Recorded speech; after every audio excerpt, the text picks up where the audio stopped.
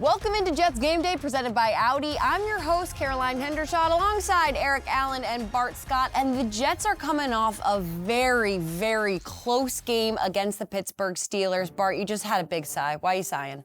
Those are the toughest ones to have when you know you have the game won, the opponent, you know you're the better team, and you don't come out with the victory. You know, those are moral victories. You go back and, week 1 to week 2 is tough because you come to practice and the guy's going to come to practice later in the week and they're going to feel like they let one get away. I'm sure they watched the film, made the corrections, and realizing that it's the details, right? And it's the pressure decisions that you make, which is most important. I understand that. Let's get out of the tunnel. We'll get into this week 2 matchup because we have the first AFC East rivalry game on our hands, gentlemen. Bills are coming to town, and they just came off a really hot game as well. But EA, I want to focus on the Jets. What would you say is the feeling around the Jets offense specifically after putting up 32 points in week 1? Well, number one, let's put it forward like you just said, Caroline. No moral victories in the National Football League. That was the message throughout the week, and the Jets move forward looking at this Buffalo Bills team who's dominated the AFC East. They have won the past 5 division titles. With that being said, the Jets have a lot to build off of. That performance by Justin Fields, arguably the best performance of his career. That offensive line responded in a big way. And defensively, I thought the Jets did some very good things at the line of scrimmage. To Bart's point, you have to clean up penalties this week, be a more disciplined team, because this is going to be a great contest against the Bills. Bart, after watching the Bills come back, beat the Ravens in that nail-biter at the end of the week 1 Sunday Night Football, what would you say is the one thing the Jets have to control in this matchup other than quarterback Josh Allen? Well, sometimes it's better to be lucky than good, and the Bills were both on Sunday against the Ravens. But, really the thing that they're going to have to control is making sure that you keep James Cook down and Coleman, right? The Jets last week gave up a bunch of explosive plays. If you talk about the comeback, it was Coleman that really seems to take the second step from year 1 to year 2. Now, you hope that, Sauce will be matched up with them. It's a great matchup. Both guys have a great catch radius and a great defense radius, but they're going to have to make sure that they hold him down and make them one-dimensional.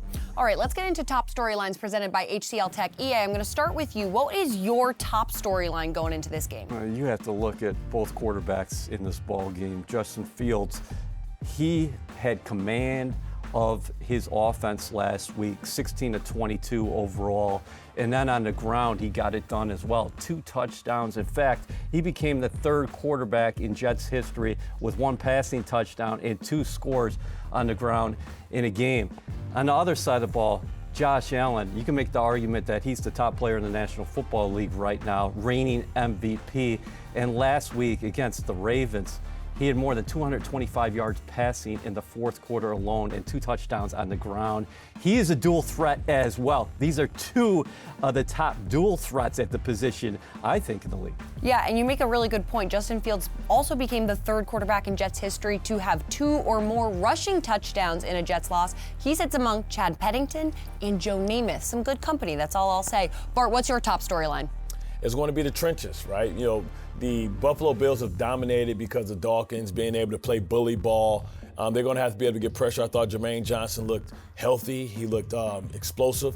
But then Will McDonald on the other side. But really it's about those defensive tackles and the fact that Quentin Williams was able to be freed up, by Harrison Phillips and Jawan Briggs, who I think has a lot of juice. Reminds me of an old teammate of mine in Marquise Douglas. He's real bouncy, he's real explosive, and he's a guy that's a problem. The fact that they can have that rotation, because that it's going to come down to the 4th quarter, and as the Buffalo Bills proved last week, they're never out of it. You betcha. All right, well, I already feel a good game brewing, so I think everyone buckle up and get ready because it's going to be, I feel, another close one.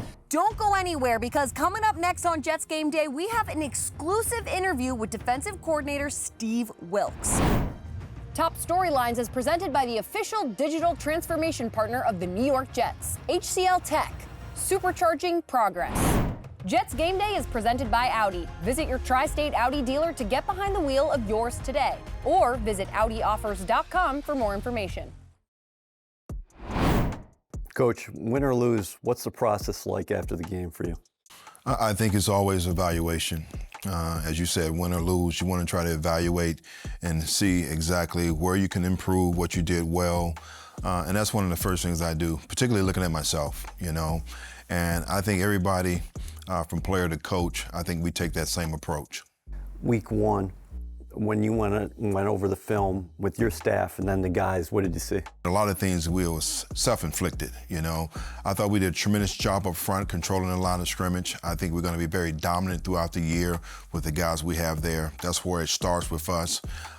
You know, when we gave up the explosive plays, it was bad eyes. You know, eyes not in the right spot, you know, particularly when you're in man coverage and that's your guy. So it's just little things that we need to clean up. I'm not going to say, as Coach said, there's no more victories, but to see what we were able to do up front, I'm encouraging. We just got to clean some things up on the back end. Did you like what you got out of that rotation? Because you're mentioning what you guys did up front, and you had a number of guys contributing. Of course, when you look at Hairston, bringing him in and the things that we were able to do there, I just think he just complements Quinnen to the fullest, you know. So Big Harry, as I call him, doing a tremendous job there. So we have to, again, just eliminate the explosive plays by really focusing on our fundamentals and technique. The run game, you guys really neutralized that, and you got after the quarterback as well. You had the 4 sacks. Well, when you talk about our strength, and again, it starts up front, we controlled the line of scrimmage the whole game. We were able to stop the run early, and trying to make a team one-dimensional is always the key for us. And we're very effective getting out to the quarterback, and it wasn't just the mere fact of bringing pressure. We were able to affect the quarterback with our front 4. Looking ahead to the Buffalo Bills, what's different about Josh Allen than maybe early in his career? Well, I think, number one, he's smart. He protects the football now. He makes good decisions, and he's still able to win with his legs, which creates a major problem for the defense. What's it like preparing for him in this offense? Well, it's discipline-based football. I mean, meaning you can't really get out of your rush lanes. You got to do a great job of really trying to contain him and keep him in the pocket. And we got to do a great job on the back end, you know, in regards to playing with good zone eyes, when we're in man-to-man coverage, when he does scramble, plaster on our receiver and making sure that he doesn't have that explosive play down the field. And what's the key for your edges? We've been talking about your defensive line. Will had 2 sacks that first game. He's going to be going against Dion Dawkins. On the other side, probably Jermaine matching up with Spencer Brown, of course. Well, they have an outstanding offensive line, and these guys have gone against them several times, you know, twice a year over the years. We got to do a great job setting the edge in the run game, and I think when it's time to get out to the quarterback, just really working on our technique for our up and unders and really trying to put pressure on him on the outside. What do you want to see from these guys when they do get inside the red zone? Well, number one, we want to do a much better job than what we did last week. 3 for 3 is not the answer. We got to make sure that we hold our opponents to 3 points. Our mindset has always been take the ball away, you know, field goals and takeaways. So regardless of what happened last week in regards to the turnover, we have to find a way to keep our opponents to 3 points. How was the communication on the sideline for you the first time? And the entire operation working with AG, and then you sending in the plays, of course, to your middle linebacker, Jamie Sherwood? Very seamless. You know, I think it's been great. It starts with us as coaches, from the sideline to the booth, and really getting that pertinent information that we need to give to our players. So that's been phenomenal. And then the communication with Sherwood and I has been great. Just really trying to stay head of it down, talking to him about a few things where he can communicate to the guys on the field. So I thought it was great for the first game. How are the young players coming along in terms of your depth pieces? I think it's great. You look at Malachi, you look at AZ on the back end, at the corner and safety position, nickel. They're doing a great job. Still learning, still growing. TB up front, Tyler Barron, I think he's doing a tremendous job as well. So we're excited about these guys. We know how the season goes. At some point in time, they're going to have to play, and we're doing everything we can to make sure that they're ready. What did you think about the atmosphere in Week 1 at MetLife Stadium, and how can the crowd help you guys in the defensive side of the ball when you're facing a prolific offense like the Bills? Well, to be quite honest, man, I was really excited about the crowd. You know, it was really my first time there, being on this side, and the enthusiasm from the fan base is phenomenal. And just in regards to us, we got to do a much better job of giving them a lot more to cheer about, which is creating takeaways on defense. Thanks, Coach. Thank you. This exclusive interview is presented by Audi. Visit your Tri-State Audi dealer to get behind the wheel of yours today, or visit AudiOffers.com for more information. When we return on Jets Game Day, Bart Scott looks into how the green and white can contain the reigning MVP. As we get closer to kickoff, let's get inside the numbers brought to you by the New York Lottery.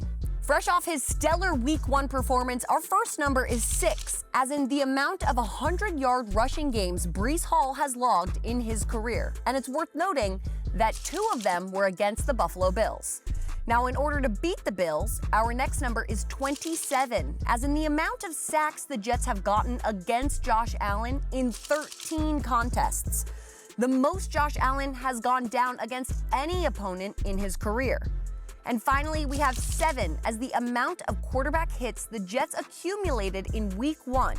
Now, if the Jets want to take down the Bills, they must get Allen down on the turf. So, Jets fans, your lucky numbers for this week will be 6, 2, 27, 13, and 7.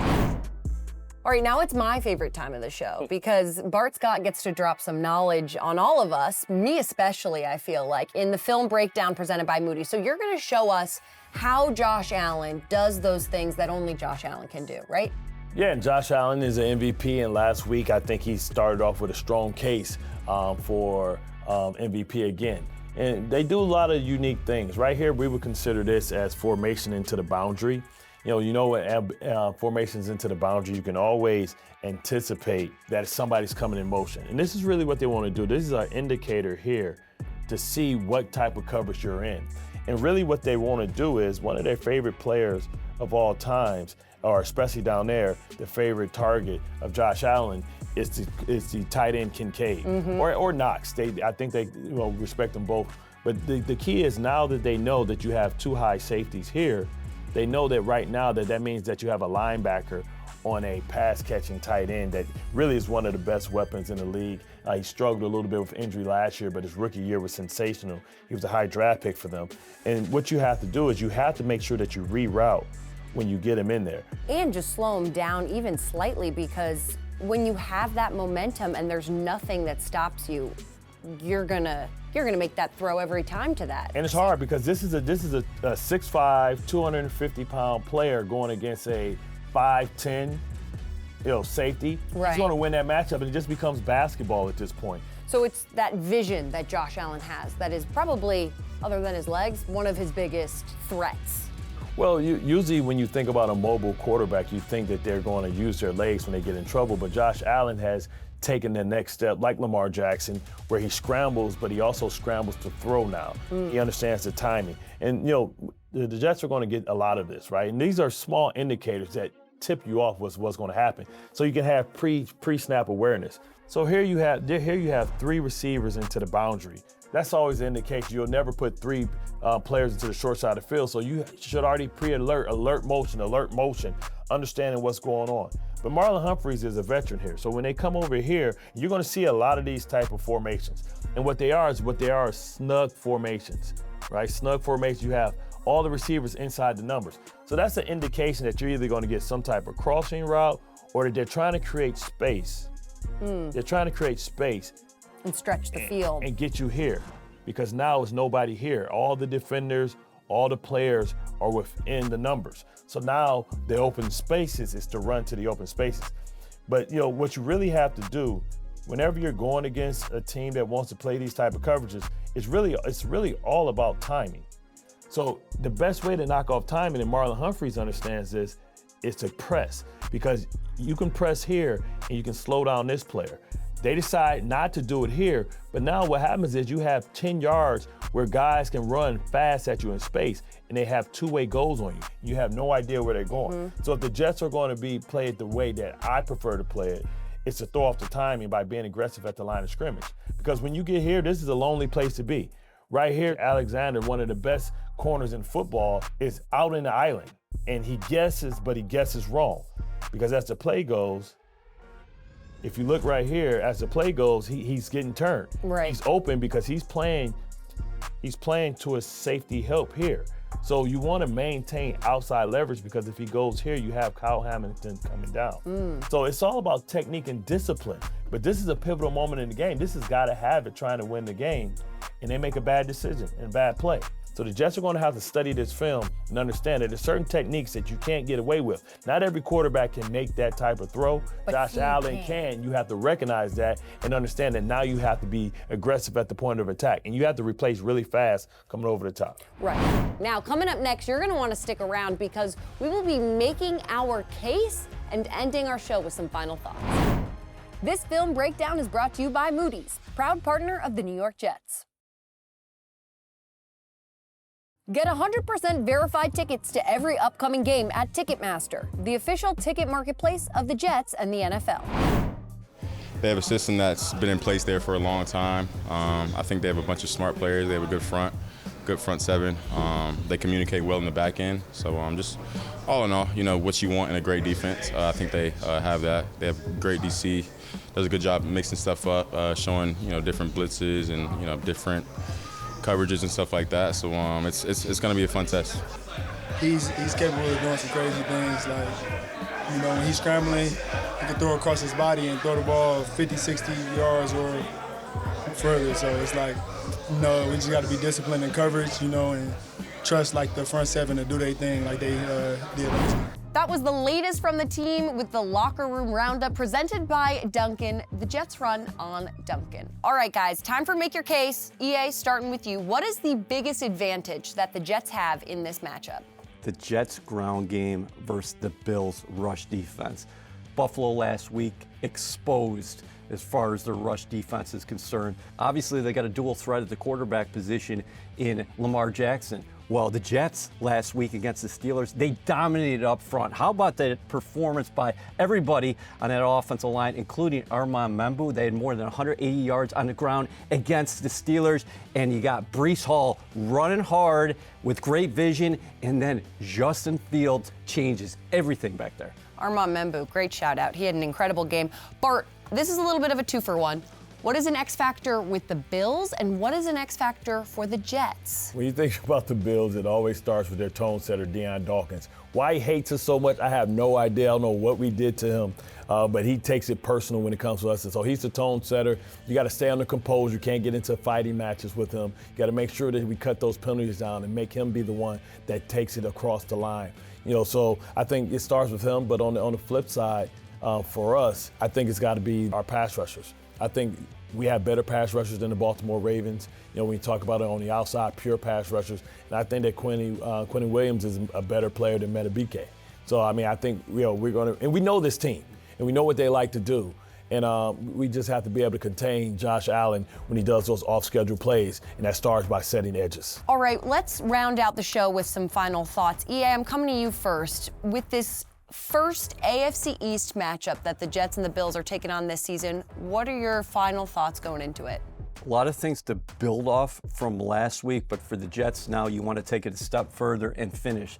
You started the season with 2 games at home. You want to split because next week you're going to start a 2-game road trip beginning with the Tampa Bay Buccaneers. But for the Jets, offensively, they were outstanding last week. First time since 1997, they started a game with 4 possessions ending with scores. Let's see if they can keep it up because against the Bills, you have to score points. Bart, final thoughts? Well, for me, as a defender, the biggest jump that you make is from week 1 to week 2. And, even though we had flashes of greatness, we need more consistency. We can't give up the big plays. When your offense puts up 32 points, that's supposed to be enough. And this Jets defense has a high standard. Steve Wilks is going to get them all communicated up. And it's about communication because Josh Allen, doesn't know this regime. Right? And we've been a thorn in the side of the Bills for a couple of years, and we always give them a tough game. But now they don't really know how Wilks is going to prepare for Josh Allen. So that gives advantage to us because the unknown is always a key. I will say, I do believe that Josh Allen has a little bit of an Achilles heel when it comes to playing against the Jets at MetLife. So everyone, thanks so much for hanging out with us ahead of this Week 2 matchup. We'll see you next week when the Jets take their first road trip of the 2025 season.